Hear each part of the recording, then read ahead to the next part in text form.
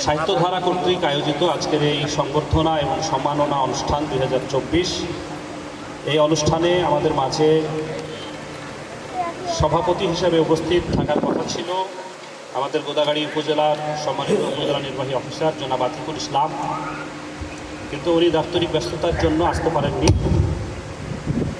আমাদের এখানে সভাপতিত্ব করছেন আমাদের অত্র প্রতিষ্ঠানের সম্মানিত সভাপতি জনাব জুলফিকার হায়দার। প্রধান অতিথি হিসেবে উপস্থিত আছেন আমাদেরই অত্যন্ত শ্রদ্ধেয় বড় ভাই, এই এলাকার কৃতি সন্তান জনাব মোহাম্মদ আব্দুল হামিদ, তত্ত্বাবধায়ক প্রকৌশল। এবং আমি বলবো যে বিশেষ অতিথি হিসেবে, যদিও কার্ডে সবার নাম নাই আমন্ত্রণপত্রে, বিশেষ অতিথি হিসেবে আমার সামনে উপবিষ্ট আছেন আমার অনেক শ্রদ্ধেয় শিক্ষক মণ্ডলী, বিভিন্ন এলাকা এবং এই অঞ্চলের বিভিন্ন বয়োজ্যেষ্ঠ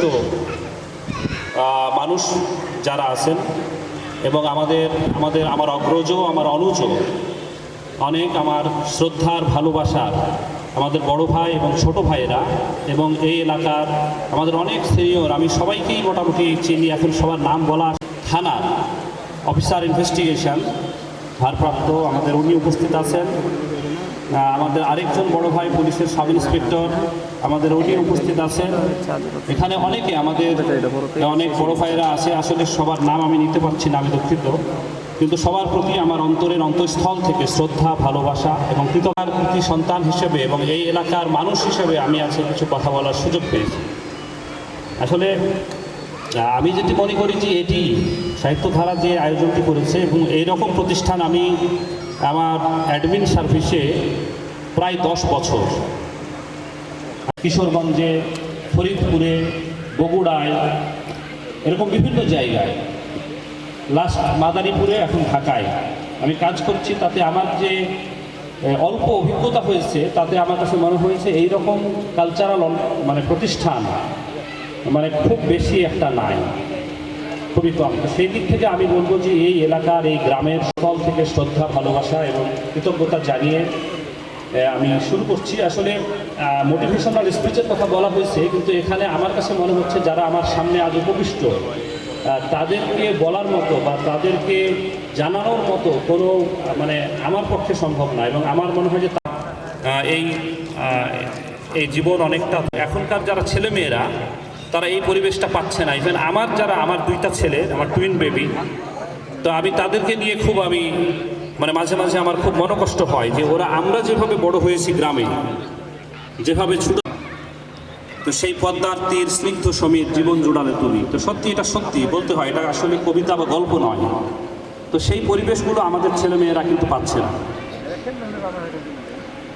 ইমন, বাকি অংশ আমি খুব সংক্ষেপে শেষ করে দিব। আসলে এখানে অনেক বয়োজ্যেষ্ঠ আছেন, আমার অনেক মুরব্বীরা আছেন, এখন অনেকে বার্ধক্যজনিত কারণে অনেক শারীরিক সমস্যাতেও আছেন। আমার বাবা, আলাইকুম। আমি সাহিত্যধারা নিয়ে আসলে বলছিলাম। সাহিত্যধারা সঙ্গে আমার অনেক স্মৃতি। আসলে সাহিত্যধারা বেশ কিছু বিষয় এই গ্রামে, যেমন হচ্ছে 21শে ফেব্রুয়ারির প্রভাত ফেরি, এটা আমাকে বলতেই হবে যে সাহিত্যধারা এই অঞ্চলে 21শে ফেব্রুয়ারির যে প্রভাত, এবং আরেকটা অনুষ্ঠান আগামীকালকে হচ্ছে 14 এপ্রিল, পহেলা বৈশাখ। এই পহেলা বৈশাখের যে অনুষ্ঠানটি, সেটিও অনেকটাই কত সুন্দর হতে পারে আমাদের বাঙালি সংস্কৃতির যে অনুষ্ঠান, এবং এটা কত বড় ধরনের একটি অনুষ্ঠান। আমি ইউনো ছিলাম, ইউনোদের আসলে ইউনোরা খুবই পাবলিক ফিগার, ডিসি স্যার এবং ইউনোরা, এদেরকে প্রতিদিন দেখা যাচ্ছে 3টা, 4টা, 5টা করে মিটিংয়ে অ্যাটেন্ড করতে হয়, এবং বিভিন্ন বিষয়ে তাদেরকে, শিক্ষকদেরকে নিয়ে। এবং ইউনোদের একটা অ্যাডভান্টেজ হচ্ছে উপজেলায় সকল শ্রেণী পেশার মানুষের সঙ্গে মিলে কাজ করার একটা সুযোগ আছে। ব্যবসায়ী, শিক্ষক, চিকিৎসক, প্রকৌশলী, সকল শ্রেণী পেশার মানুষ, সাংবাদিক, তারপরে কথা বলে, তাদের কথাও শুনি। কিন্তু আমার কাছে আমি মনে হয় যে আমি খুবই কৃতজ্ঞ যে সাহিত্যধারা হয়তো আমি একসময় করতাম, বা সাহিত্যধারার প্রতি আমার ভালোবাসা ছিল। আমি যখন, আমার মনে আছে ক্লাস 4-এ পড়ি, তখন আমি জমি ধার করে এনে পড়ছিলাম সাহিত্যধারা থেকে, তখন বই গীতাঞ্জলি অবশ্য বলতে হবে যে শেষের কবিতা আমি কখনো বুঝিনি, কিন্তু পড়ছিলাম একবার। আমাদের জুলফিকার মামা আছেন, তারপর সাইফুদ্দিন মামা আছেন, আমাদের নেহাল হাসনাইন ভাই আছেন, ওনারা যে কত জ্ঞানী মানুষ আমাকে বলতেই হবে। আমি হয়তো আজকে এখানে আসছি এবং এইটা হয়তো আমার ভাগ্যে ছিল, আমার সৌভাগ্য ছিল, কারণ আমার থেকে অনেক ভালো ভালো স্টুডেন্ট, এটা সব ভাগ্যের ব্যাপার। আর বিসিএস পরীক্ষা দিয়ে লক্ষ লক্ষ পরীক্ষার্থী পরীক্ষা দেয়, তাদের মধ্যে এই administration cadre, police cadre, foreign affairs, যেগুলো একটু লুক্রেটিভ ক্যাডার, ভালো ক্যাডার, সেগুলোতে চান্স পাই খুব অল্প সংখ্যক। তো কারণ আমি বিসিএস ভালো করে দিতে পারি না, আমি চাকরিতে ঢুকে গেছিলাম, পাস করে বের হয়েই চাকরি বিসিএসের জন্য শুধু পড়তে হয়, সিলেবাস আছে, এটা ভালো করে না পড়লে কিন্তু এনগেজ হয়ে গেলে পড়ালেখার আর সময় থাকে। তো বললো যে আমি কয়েকবার ভাইভা দিয়েছি কিন্তু আমার হচ্ছে না। উনি পরবর্তীতে খুবই মানে হালিম ভাই আমার সিনিয়র, কিন্তু আমার সঙ্গে বলতো যে তোমার কপালে আমার কপালটা একটু ঘষে দাও। আমি হালিম ভাইও কিন্তু অনেক ভালো স্টুডেন্ট এবং ম্যাথমেটিক্সে তো খুবই ভালো হালিম ভাই। তো বলতো যে উজ্জ্বল তুমি তোমার কপালটা আমার কপালের সঙ্গে একটু ঘষে দাও, আমার হচ্ছে না, তো তুমি ভালো করে পড়ো, তোমার হয়তো হবে। যাই হোক, আমি পরবর্তীতে রূপালী ব্যাংকে চাকরি করছি, প্রথম চাকরি আমার কাকুনহাটে আমার পোস্টিং ছিল, আমি 3 মাস চাকরি করেছিলাম। তারপরে 29-তে সেটাই আমার ছিল ফার্স্ট বিসিএস। তো আমার এডুকেশনে, আমি কিন্তু এডুকেশনেও ছিলাম এবং আমি ছিলাম হচ্ছে টিচার্স ট্রেনিং কলেজের টিচার। তা আমি মাঝে মাঝে মানে হাসি ঠাট্টা করে বলতাম যে I am the teacher of the teacher. মানে হাই স্কুলের যারা শিক্ষক ছিলেন, যারা বিএড এমএড করতেন, তাদের আমি পড়াতাম। আমি Rajshahi government teachers training college থেকে সেই শিক্ষকতা পেশা, অবশ্যই শিক্ষকতা পেশা আমি খুব এনজয় করতাম। তারপরে আমার কেন জানি, আমি জানি না, আমাদের আরেক বড় ভাই, অনেক সিনিয়র ভাই, শামসুজ্জোহা চয়ন ভাই, খুবই ব্রিলিয়ান্ট মানুষ। আমার কাছে মনে হয়, আমি জানি না চয়ন ভাইয়ের সঙ্গে আমার এখন দেখা হয় না, কিন্তু চয়ন ভাইয়ের সঙ্গে আমি ইন্টারন্যাশনাল পলিটিক্স নিয়ে আলোচনা করেছি, সাহিত্যধারা চত্বরে বসে বিভিন্ন বিষয়ে আলোচনা করেছি। আমার কাছে মনে হয় যে আমরা কিছুই জানি না। চয়ন ভাই যা জানে, যে রেফারেন্স দেয়, যে কথা বলে, আমার কাছে মনে হয় যে আমরা একদমই নস্যি, আমরা কিছুই জানি না। সে চয়ন ভাইয়েরও আমি শুনেছি যে ভাই চেষ্টা করছিলেন, ভাইয়েরও হয়নি। আসলে এটা একটা লাখের ব্যাপার, কিন্তু তার মানে এই না যে আজকে আমি হয়তো অফিসার হয়েছি, আমি বিশাল কিছু হয়ে গেছি, বিষয়টা এমন না। বিভিন্নভাবে যাবে, তো তারা যাতে একটু সুন্দরভাবে যেতে পারে, তাদের যাতে একটু হ্যাসেলটা কম হয়। এবং এবার কিন্তু আমার কাছে মনে হয়, আপনারা টেলিভিশন দেখেছেন যে বিগত কয়েক বছরের মধ্যে ঈদযাত্রা এবার অনেকটা স্বস্তির ছিল, অনেকটা আরামদায়ক ছিল। এবং ওই রকম আগে যে 18-20 ঘন্টা রাস্তায় জ্যাম হতো, মানুষ গরমে কষ্ট পেত, কেউ কেউ মারাও যেত, সেই ঘটনা কিন্তু এবার ঘটেনি। ইভেন বড় ধরনের কোনো অ্যাক্সিডেন্ট, প্রতিবার দেখা যাচ্ছে একটা মাইক্রো অ্যাক্সিডেন্ট, বাস অ্যাক্সিডেন্ট হয়ে 18-20 জন 25 জন মানুষ মারা যায়। করতে চাই যে আপনারা এই এলাকার প্রতিষ্ঠানটিকে বাঁচিয়ে রাখুন এবং এই প্রতিষ্ঠানটি যাতে দিন দিন আরও একটা মহিরূহে পরিণত হতে পারে, সেই ব্যবস্থা আপনারা দয়া করে করবেন, আপনাদের বিবেচনায় রাখবেন। এবং আমার কাছে মনে হয় যে মানুষ হিসেবে এটাই আমাদের কাজ, কারণ জীবনে সাফল্য অনেকেরই আসে, কিন্তু সার্থক জীবন। তো উদাহরণ দিতেই হয়, আমি ইওনো হিসেবে ছিলাম প্রায় 3 বছর। তো উল্লেখ করার মতো তেমন কিছু করতে পারিনি, কিন্তু 2-3টা কাজ করেছি, যার জন্য তারা আজকে আমাকে স্মরণ করে। এখনও পেপার পত্রিকায় নিউজ হয়। একটা প্রতিবন্ধী স্কুল আমি ওখানে, স্কুল একদমই একটা স্কুল ছিল, একটা ভ্যান চালকের মেয়েটা ছিল প্রতিবন্ধী। তো সে তার নিজের পরিবারেই প্রতিবন্ধী ছিল, সে একজন ভ্যান চালিয়ে মানুষজনের কাছে, উপজেলার যারা গণ্যমান্য ব্যক্তিবর্গ, আমাদের মাননীয় সাংসদ, তারা সহ একটা স্কুল প্রতিষ্ঠা করেছিলেন, টাটিবেড়ার একটা স্কুল। থাকার সময় একটা সুযোগ পেয়েছিলাম, জায়গা প্রকল্পের 50 লক্ষ টাকার একটা প্রজেক্ট ছিল, অবকাঠামোর কাজ করা যায়। আমি 30 লক্ষ টাকা ওই স্কুলে দিয়ে দিয়েছিলাম, কারণ আমার কাছে মনে হয়েছে সবাই চাই যে বেঞ্চ দেন, 200 জোড়া বেঞ্চ দেন, তারপরে 500টা ফ্যান কিনে দেন। এই কাজগুলো হয় কি ছোট ছোট কাজ, এগুলো আসলে মনে রাখার মতো কিছু হয় না, আর একসঙ্গে যে বড় একটা ডেভেলপমেন্ট সেটা হয় না। তা আমি কিভাবে জানছিলাম যে এটা এক জায়গাতেও দেওয়া যায়। টাকাও স্কুলে বরাদ্দ দিয়ে এবং একটা সুন্দর একটা ক্লাসরুম, একটা অফিস রুম, এবং তারা হচ্ছে একটা মানে কি বলবো, যে বাচ্চাদের জন্য হুইল চেয়ার নিয়ে উঠতে পারবে এরকম একটা সিঁড়ি করে দেওয়া হয় এবং ওয়াশরুম বানিয়ে দেওয়া হয়। তো সেই কাজটির জন্য এখনও পেপার পত্রিকায় নিউজ হয়।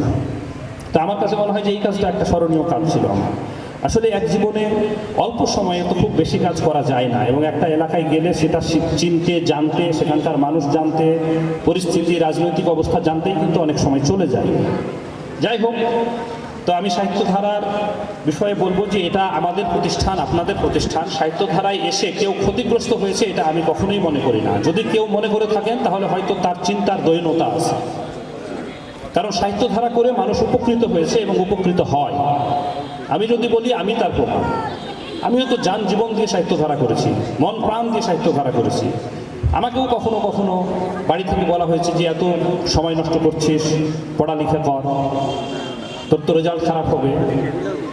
কিন্তু কই, আমি তো শেষ পর্যন্ত উঠে এসেছি। তো যদি টার্গেট ঠিক থাকে এবং মনের মধ্যে যদি পণ থাকে, তাহলে আমার বিশ্বাস প্রত্যেকেই পারে। এবং মানুষের মধ্যে মহান সৃষ্টিকর্তা আল্লাহ তাআলা যে কি অসীম শক্তি দিয়েছেন এটা বলে প্রকাশ করা যাবে না। এবং আমাদের পার্শ্ববর্তী দেশ ভারতের প্রয়াত রাষ্ট্রপতি এপিজে আব্দুল কালামও কিন্তু বলেছেন যে মানুষ তার স্বপ্নের সমান বড়। আমরা আসলে স্বপ্নই দেখি ছোট। আমার বড় ভাইয়ের নাম শামসুজ্জামান মানিক, মানিক নামে আপনারা চিনেন। আমি তার প্রতি ভীষণ কৃতজ্ঞ, আমাকে বলতে হবে। আজকে হয়তো তার কারণে আমি অনেকটা এই জায়গায়। ভাইয়া আমাকে বলেছিল কখনো সেকেন্ড ক্লাস চাকরিতে পরীক্ষা দিবা না, এটা হয়তো তার জীবন থেকে অভিজ্ঞতা ছিল। সবসময় ফার্স্ট ক্লাস চাকরিতে পরীক্ষা দিবা, কখনো সেকেন্ড ক্লাস চাকরিতে আমি করিও নি। আমি প্রায় 30-35টা চাকরিতে, আমি এটা আমাদের পিছনে যারা বসা আছে, আমাদের যারা আজকে কলেজে ইউনিভার্সিটিতে পড়ছে তাদের উদ্দেশ্যে আমি বলছি মূলত। কারণ এগুলোতে হয় কি, সময় নষ্ট হয়, বারবার ঢাকায় যেতে হয়, আমাদের পরীক্ষা পদ্ধতিরও সমস্যা আছে। সব পরীক্ষা ঢাকায় নিয়ে যাই, এটা বিভাগেও করা যায়, কিন্তু কেন জানি করে না, জানি না। এটা হয়তো কোনো সমস্যা আছে, আমি আরও হয়তো বিস্তারিত পরে হয়তো আমার জানাশোনা হবে। অনেক সময় নষ্ট হয় ঢাকায় যেতে আসতে, এবং আমাদের এলাকার মানুষ তো আসলে গরিব। আমাদের সময় আমার লাকটাও ভালো ছিল, ওই সময় প্রচুর সার্কুলার ছিল। আমি পাশ করে বের হয়ে প্রচুর চাকরি বাকরিতে অ্যাপ্লিকেশন, আমি সব পরীক্ষা দিতেও পারিনি।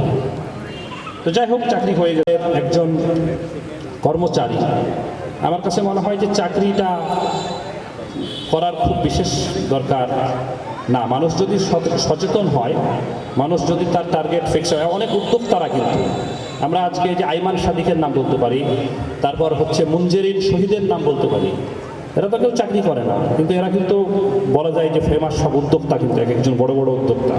এটাও হচ্ছে। এবং আমাদের এই দেশের ছেলেমেয়েরা, আমাদের এই দেশের মানুষ কিন্তু অত্যন্ত মেধাবী।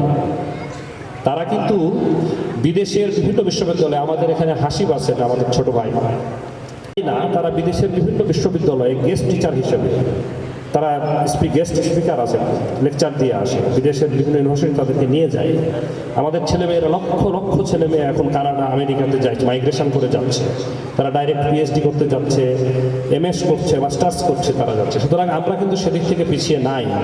আর আমাদের মাননীয় প্রধানমন্ত্রী, আমাদের জাতির পিতা বঙ্গবন্ধু শেখ মুজিবুর রহমানের কন্যা, আমাদের মাননীয় প্রধানমন্ত্রী আজকের শেখ হাসিনা, উনি যে ডিজিটাল বাংলাদেশ বানিয়ে দিয়েছেন, এইটা কিন্তু অনেকটা বাংলাদেশকে এগিয়ে দিয়েছে।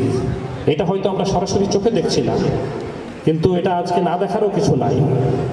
এই বিগত আমি যখন ইউনো হয় তখন চরম করোনা, আমি 2020 সালের সেপ্টেম্বর মাসে ইউনো হিসেবে জয়েন করলাম, তখন করোনা শুরু হলো। করোনা নিয়ে গেলাম ঢাকা থেকে, এবং আমরা তো ভেবেছিলাম যে আমরা সবাই হয়তো মারাই যাব। এমন অবস্থা হবে বাংলাদেশে যে হয়তো লাশ রাস্তায় পড়ে থাকবে, বাজারে পড়ে থাকবে, সে লোক পাওয়া যাবে না। তো যাই হোক, অনেক কথা চলে আসছে, আসলে অনেক কথা, এত কথা বলার সুযোগও হবে না, আর দরকারও নাই আমার মনে হচ্ছে। কারণ আমার সামনে যারা উপবিষ্ট আছেন তারা প্রত্যেকেই এক একজন হচ্ছে আলোকিত মানুষ, এবং আজকের স্লোগানও হচ্ছে আলোকের এই ঝর্ণা ধারায় ধুইয়ে দাও। তো আমার কাছে, আমি অনেকের এই যে কার্ডে যাদের নাম আছে প্রকৌশলী, এই যে মোসাম্মদ নুরুন নাহার, আমাদের এলাকার মেয়ে, তারপরে যে আল সাহারিয়ার শিমুল চিকিৎসক, তারপর আমাদের আসিফ উদ্দিন লিমনুর নাম, ও এবার অ্যাডমিনে হয়েছে, 41st BCS মনে হয় অ্যাডমিনে আসছেও। তারপর সাবরিন মাহফুজ, এরা আসলেই আলোকিত। এবং আমাদের এই গ্রাম থেকে অনেক সমস্যা আছে আমাদের, এটাও সত্যি। বাংলাদেশে তো সমস্যা আছেই, এটা তো সত্য কথা। কিন্তু এর মাঝেও এই প্রতিকূলতাকে অতিক্রম করেও তো অনেকে তো এগিয়েও যাচ্ছে, এটাও তো সত্য। এবং এটাই কিন্তু অনুপ্রেরণা। এবং আমি এই কারণে তরুণদের উদ্দেশ্যে আরেকটি কথা বলবো, যে স্বপ্ন হচ্ছে সেটা নয় যেটা তুমি ঘুমিয়ে ঘুমিয়ে দেখো, স্বপ্ন সেটাই যেটা তোমাকে ঘুমাতে দেয়। তো যারা আসলে মানে টার্গেট ওরিয়েন্টেড, এবং যারা হচ্ছে কি বলবো যে হার্ড ওয়ার্কার, যারা কঠিন পরিশ্রম, এবং পরিশ্রম কিন্তু লাগবে, এটা সত্য কথা। কারণ আপনি ব্যবসা করেন, পরিশ্রমের কোনো বিকল্প নাই। যারা পৃথিবীতে সফল হয়েছে সাফল্য লাভ করেছে তারা প্রত্যেকেই সময়ের গুরুত্ব দিয়েছে এবং পরিশ্রম করেছে, তবেই তারা দাঁড়িয়েছে। হঠাৎ করে দেখবেন কোনো কিছু যেটা ফুলে ফেপে বড় হয় সেটা কিন্তু বেশি দিন স্থায়ী হয় না, কিন্তু যেটা পরিশ্রম করে সুন্দরভাবে নিয়ম মেনে দাঁড়ায় সেটা কিন্তু অনেক দিন দীর্ঘস্থায়ী হয়, এটাই সত্য। তো আসলে অনেকের মাঝে কথা শুনিয়ে হতাশ হয়ে যায় মাঝে মাঝে, চাকরি বাকরি পায় না, এটা সেটা কিন্তু মানে বিষয় পজিটিভ থাকতে হবে সবসময়। পজিটিভ যারা থাকবে তারা আমার মনে হয় ভালো করবেই। আর উত্থান পতন তো জীবনে থাকবে, আমরা তো কেউ রাজার সন্তান না, আমরা তো কেউ জমিদারের ছেলে না।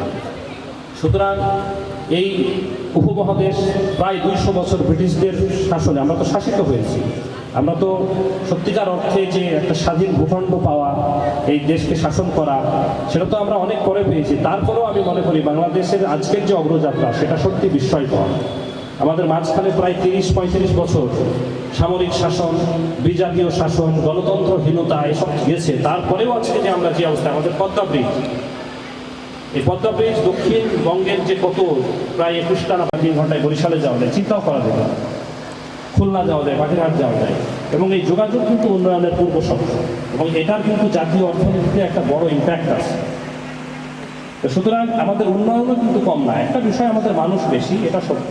এখন এই বেশি মানুষকে সুন্দর করে যদি ম্যানেজমেন্টটা হয়, সেইভাবে পলিসি মেকিং হয়, এটা ইমপ্লিমেন্ট হয়, আমার বিশ্বাস এটা কোনো সমস্যা নাই। এবং বাংলাদেশের মানুষ অত্যন্ত ভালো।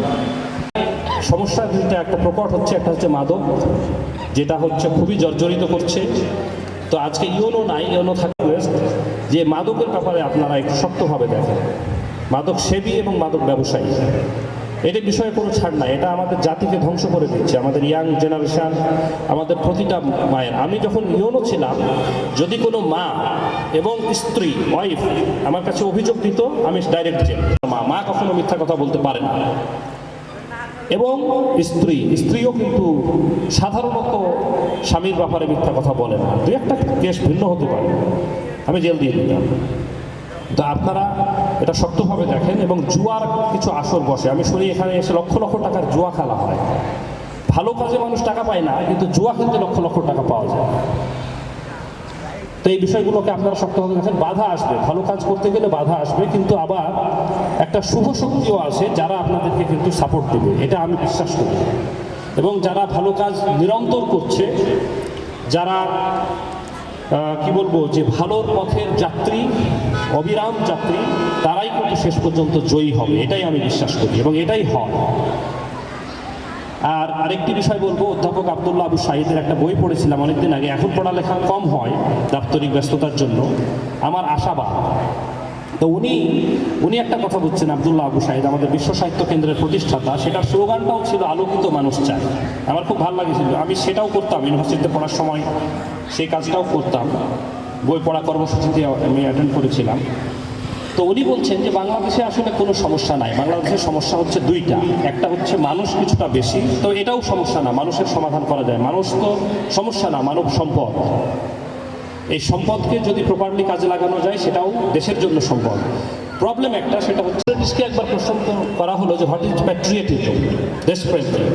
তো এই লেখাটা প্লেটোর বইতে, রিপাবলিক একটা বিখ্যাত বই আছে, সেই বইতে লেখাটা আছে। উনি বলছেন দেশপ্রেম আর কিছুই না, দেশপ্রেম হচ্ছে সেটাই যে প্রত্যেকের কাজ, প্রত্যেকের যার যার অবস্থান থেকে সেই কাজটাকে সুন্দর করে সুচারুরূপে সম্পন্ন করাই দেশপ্রেম। অর্থাৎ শিক্ষকের কাজ শিক্ষক সুন্দরভাবে করবে, এটাই আমাদের দেশপ্রেম। এবং আমি যেটা মনে করি যে প্রত্যেকের কাজই কিন্তু সম্মানের।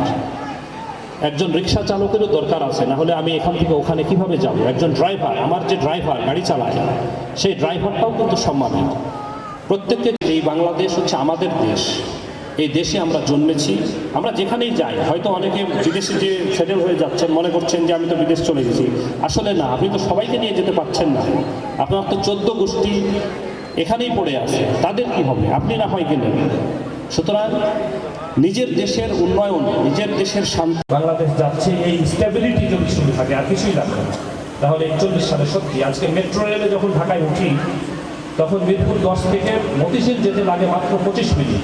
এটা কখনো কল্পনাও করা যায়নি, এবং কত সুন্দর পরিবেশ, এটা মনে হচ্ছে যে জাপানে আছে বা বিশ্বের উন্নত কোনো দেশে আছে। যাই হোক, বাংলাদেশে উদাহরণ তৈরি হচ্ছে। আর আমাদের এই দেশটা হচ্ছে সত্যিকারও দামে পাওয়া নয়, এটা দাম দিয়ে কিনতে হয়েছে। 30 লক্ষ শহীদ, 2 লক্ষ মা বোনের সম্ভ্রমহানি। তো এই বিষয়টা যাতে আমরা সবাই বিবেচনায় রাখি এবং আমাদের সর্বকালের সর্বশ্রেষ্ঠ সন্তান আমাদের মুক্তিযোদ্ধারা, বীর মুক্তিযোদ্ধারা, তাদের প্রতি আমাদের সম্মান দেওয়া উচিত।